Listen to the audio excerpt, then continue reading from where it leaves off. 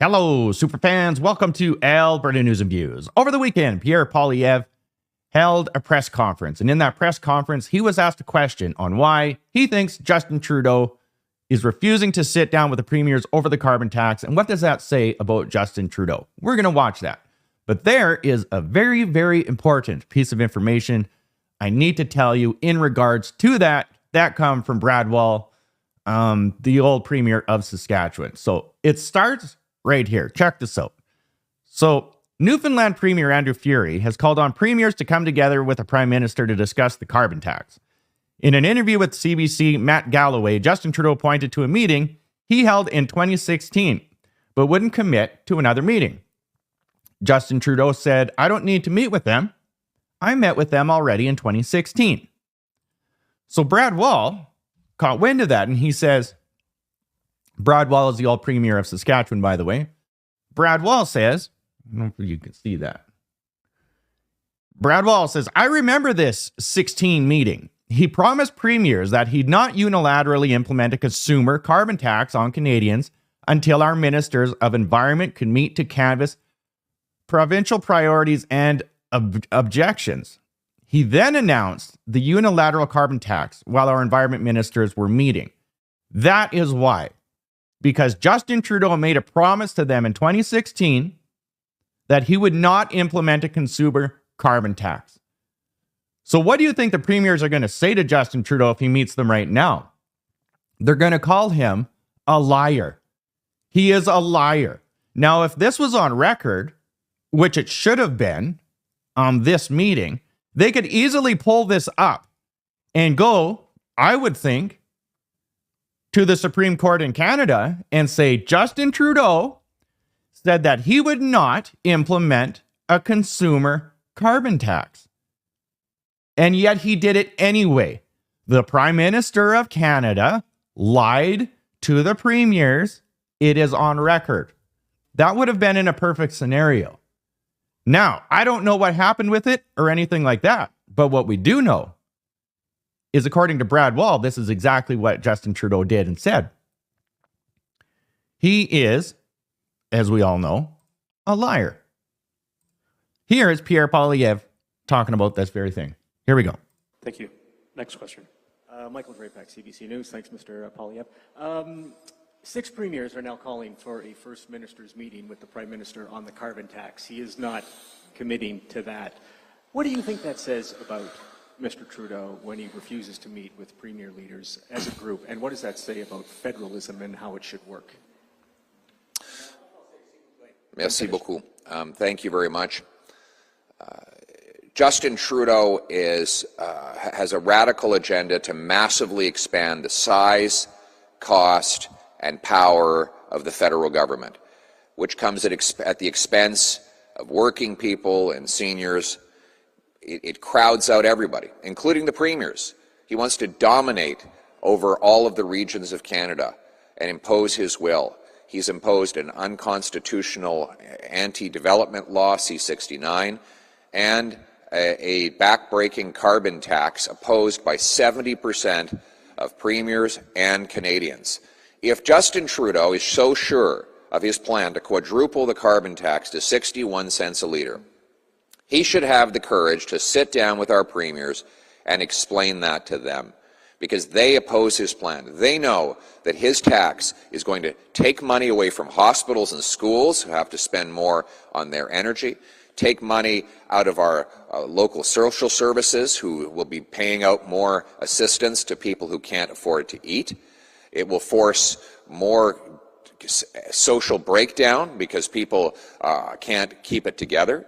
So he should have the courage to sit down with the premiers and explain why he believes he needs even more money. In every single province the federal carbon tax applies, middle-class Canadians pay more than they get back, according to the Parliamentary Budget Officer. And the Prime Minister, by the way, he should stop gaslighting and attacking the premiers and other common-sense Canadians. He is lying when he says the carbon tax makes you better off. The Parliamentary Budget Officer has calculated that in every province, 60% of Canadians pay more in carbon tax costs than they get back. Everybody knows it. Justin Trudeau knows it. He needs to stop lying and sit down with the premiers and admit that his carbon tax is just like him, not worth the cost.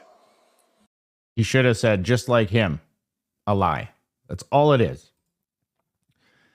There are so many things Pierre Poilievre, any politician, could say about Justin Trudeau from the past and almost every single day to just keep it fresh and to bring him down. So many things. And I always wonder about it. Like, why? Why don't they bring this up? They either don't know, or they're just assuming, well, or they're in on it, or they're assuming that Canadians know and remember. Canadians have a very, very short memory, and we're all struggling to get by. So we're hoping that they just do all the heavy lifting for us and keep us informed, right? Which is why there's online censorship now from Justin Trudeau. It's because he wants to prevent that. A perfect example is there is still over $200 billion unaccounted for from Catherine McKenna and the Trudeau Liberals. So she disappeared, hoping that that scandal would have disappeared with her. Okay? So you think of Arrive scam. They're going nuts over $54 million. There is over $200 billion unaccounted for. I would start, if I was a politician, especially federally, every single statement I ever made until that is figured out is I would say, hey, everybody, before I begin, I just want to let you know that there is still over $200 billion taxpayer dollars missing. Over $200 billion taxpayer dollars gone, unaccounted for. Just putting that out there before he makes another housing announcement. Well, everybody, blah, blah, blah, is poor. We got housing crisis, education, healthcare, all of this stuff. Over $200 billion is missing. And then continue on. Because that is the truth. There is just so much money evaporated and not enough people are talking about it, especially the politicians, especially when he comes in and talks about a carbon tax, raising a carbon tax. Hey, where's the over $200 billion? We need that money. Where did it go? We're not doing anything until we figure that out. And that's the way it should be. Everything should be put on pause right now. It's crazy. The social disorder that he is talking about is happening in real time, and it is happening at an accelerated rate. A lot of people might not see it if they don't watch the news or cover media or just pay attention. But every weekend is when people make their videos and vent. And I am telling you, since January, beginning of January, starting this year, it is accelerating. Unbelievable. And the difference is it used to be older Canadians complaining online. Now, it's like middle-aged white women, especially. I don't know, maybe there's a vast majority of them on TikTok, but they are all over social media talking about how hard it is to just live in Canada, and not just live in Canada, how dangerous it is now to live in Canada, to go about their day, because they are constantly getting harassed and they are sick and tired of it. They can't take transit anymore. They can't walk down streets anymore. And then, of course, there's a vehicle theft. There are big, big problems. I believe it's Amnesty International is having a press conference right now. And they are saying that Canada is failing when it comes to human rights. And she said they're providing a roadmap today. I'll provide an update with that later. They're providing a roadmap for premiers to follow so they can actually be good with human rights. They said Canada is bad at favoring one group over another. Now, where have we seen that? It's unbelievable. I'll keep you updated as always. And don't forget, there is an eclipse today.